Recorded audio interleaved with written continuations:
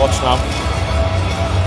Awesome. Right there, he broke eye contact. He's scared. Mike is still staring into Jake Paul's soul. Jake is screwed. Mike Tyson is looking pretty scary, I've got to say. And this fight that he's got coming up against Jake Paul in November,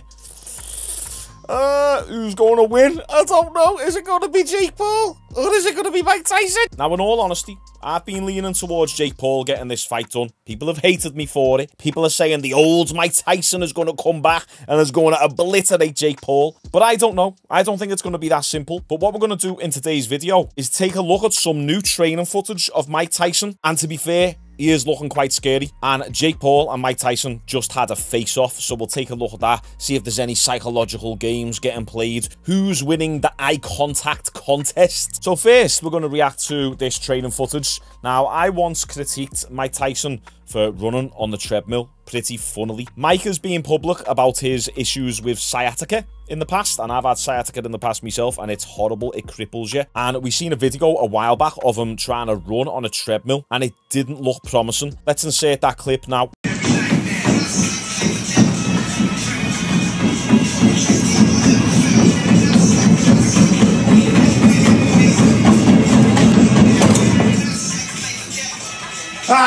However, here on the treadmill, he looks all right. Supposed to rest, and then they call all of us to come here because he decided to train.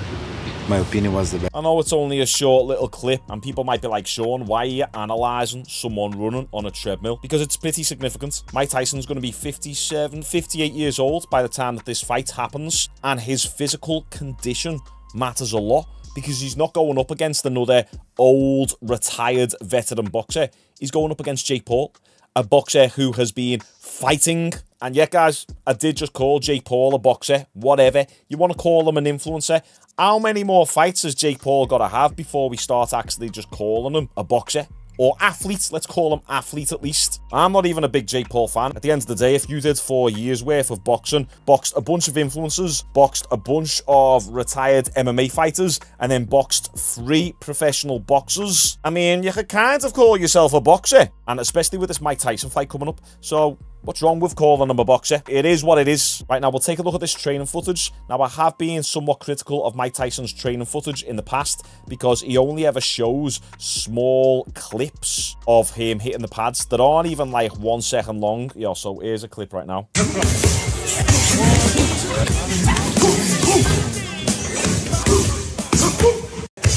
And it looks great for Instagram, but it's just hard to really get a good idea of how he is moving from such short clips of him training. He's showing 2, 3, 4 punch combinations with fast cuts and fast edits. Now, for Mike Tyson, that's actually a good thing, not giving away everything. If Mike Tyson was posting prolonged footage of him training on his Instagram, that's more footage for Jake Paul to break down and exploit the holes in Mike Tyson's game. So no hate on Mike Tyson there. That's actually a part of the strategy. Now, this video that he just put out, the clips are a little bit longer. You can get a slight smidget better idea of how Mike Tyson is moving. Also, make sure you like the video. Me covering the Sphere event last week killed me engagements off. So can we get a like on the video? Let's try and get to 1,000 likes. So what, like, on the move? Mike looking vicious. He's looking mean. Or is he looking old and tired? Which one do you think?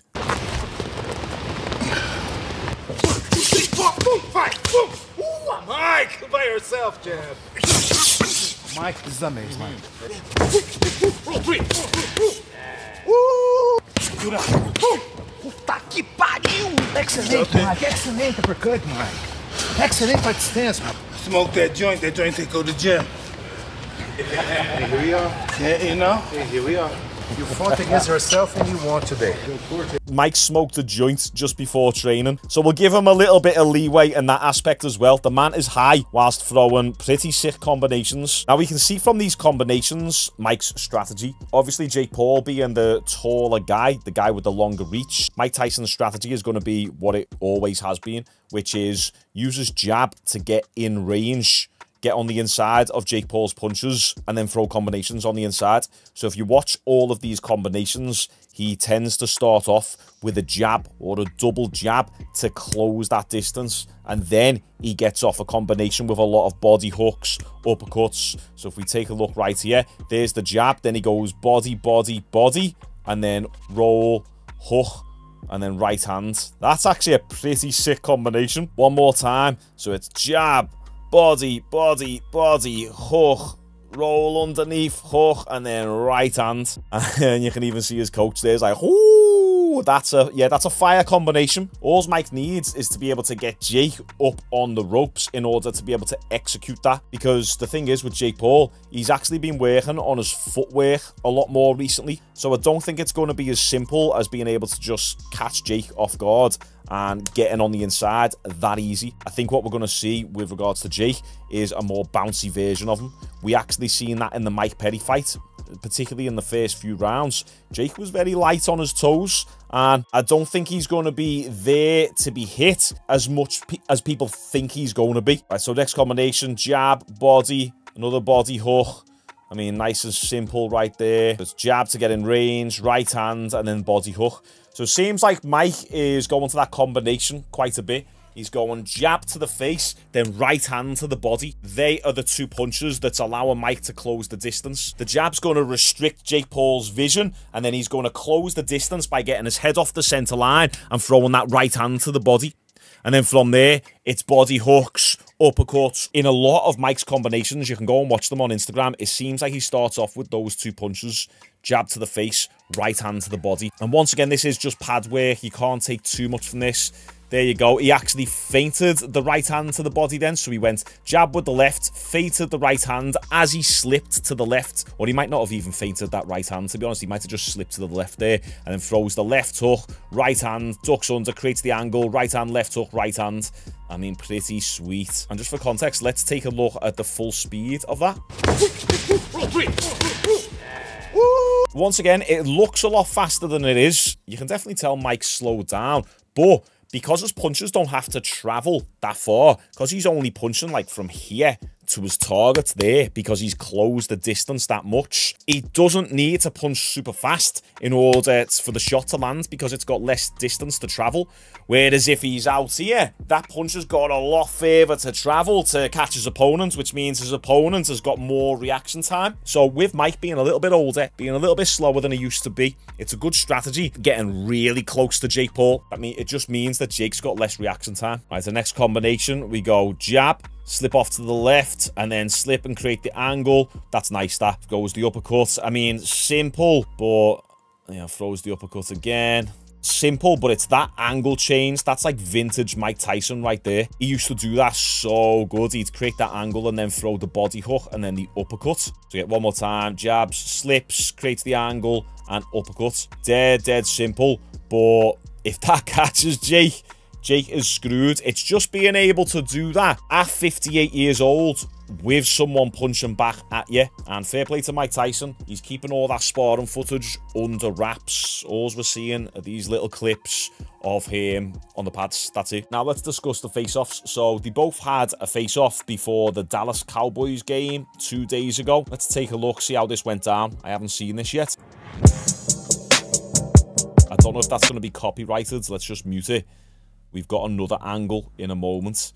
Mike looks serious. He's got like a slight smirk on his face, as if to say, I'm going to destroy you. You know, this is all friendly. I respect you, but you don't know what's coming, Jake. He's just got them dead eyes, hasn't he? Those, what is it, the 1,000-yard stare? Mike Tyson looking like, just looking like a beast. He shake the hands. Mike Tyson bites his lip a little bit. Let's take a look at this other face-off. And this got 12 million views in 2 days. Awesome. Go. Jake Paul broke eye contact first. Take a look at Jake. Watch now. Awesome. Right there. He broke eye contact. He's scared. Mike is still staring into Jake Paul's soul. Jake is screwed. Now, in all honesty, guys, a little bit of a toss-up in terms of who I think is going to win this fight. I'm still kind of siding with Jake Paul, and the reason being, the logic behind it is the history just shows us the safe bet, if you want to go the safe bet, is usually with the youth and the activity. So if you're younger and you're a lot more active, then, you know, it kind of favors you to win. And then especially when you're not just talking about a few year age gap, where you're talking about like a 3 or 4 or 5 year age gap. No, like when you're talking about a 20-year age gap, where your opponent is 58 years old with back issues, with herniated discs, sciatica, smoking the joints, extreme, hasn't fought in years. Okay, fought Roy Jones Jr., but that was that 4 years ago now? Or 2 years ago? I can't even remember. But it was a bunch of years ago. Mike Tyson has got a lot older and more inactive since then. He's on mushrooms every day, smoking the joints. These are things that factor into my decision of going with Jake Paul to get the victory. However, I still don't trust this fight. I know it's on Netflix. It's Netflix's first live combat sporting event, isn't it? I still don't know if there's some sort of secret clause or secret handshake where they're basically just going to have a sparring session like Anderson Silva and Chael Sonnen did a few months ago, where they were just like this, hey, pitter patter, hey. We'll see. At least it's on Netflix. Not going to cost us $80. And also, we got Anthony Joshua and Daniel Dubois this weekend, this Saturday.